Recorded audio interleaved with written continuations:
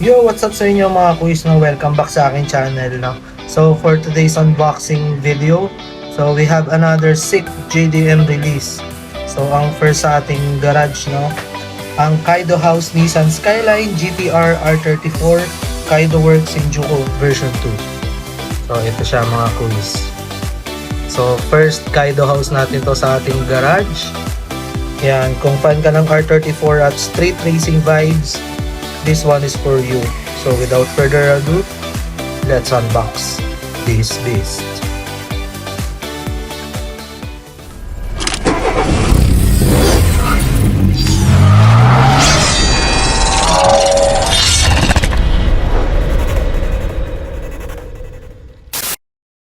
Ayan, check muna natin yung packaging. So ayan,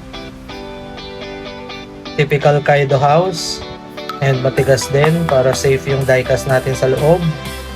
And kita mo rin yung model. And yun, perfect din siya pang display kahit nakabox pa lang siya, no? So, buksan na natin.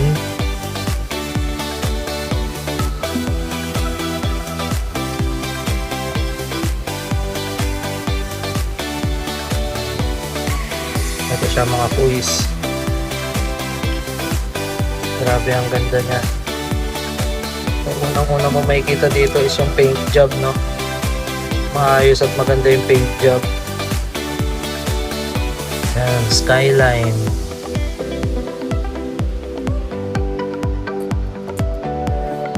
Yan.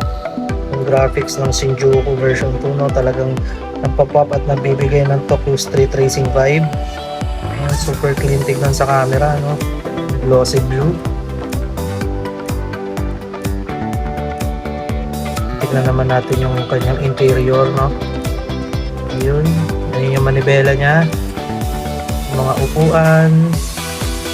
Ang alam ko opening hood din to. Tignan natin. Ayun, opening hood nga siya mga kuis. Yung makina niya sa loob. Yan, syempre rolling wheels. Yan, ang ganda ng gulong niya, tsaka yung mags.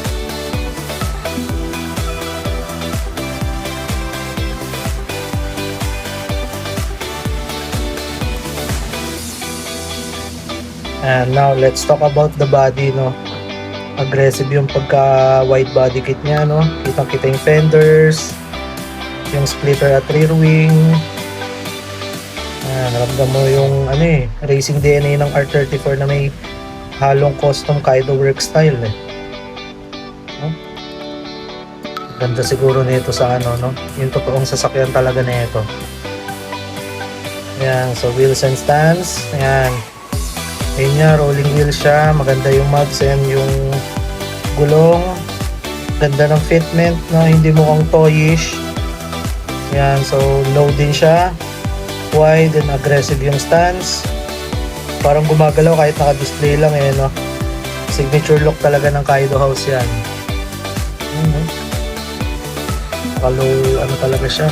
Ang ganda.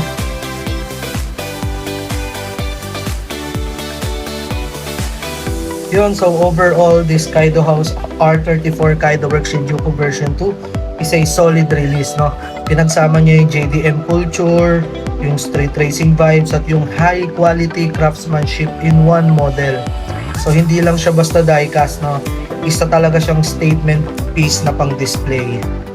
So for me, bibigyan natin siya ng rating, no? This gets a 9.5 out of 10. So must have ito para sa Skyline fans, JDM collectors, at lalo na sa Kaido House fans.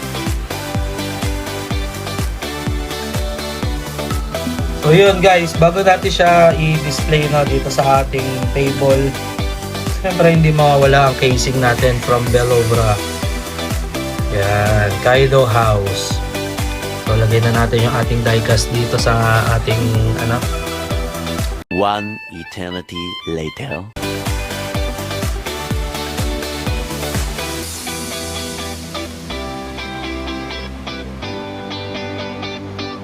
Yan.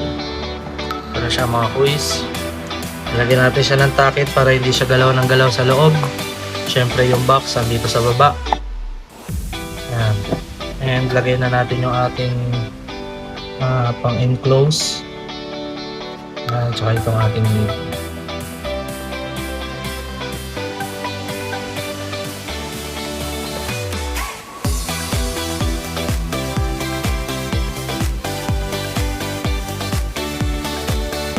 Yan.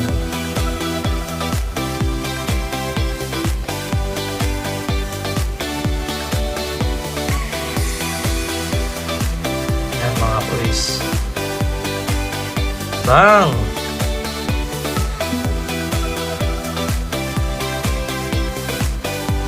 So guys, if you enjoyed this unboxing and review, no, don't forget to hit like, subscribe, follow, and share this video. Comment down below kung ano sa tingin nyo ang susunod nating i-unbox at i-review, no. And as always, thank you for watching. So, see you on our next vlog. Peace!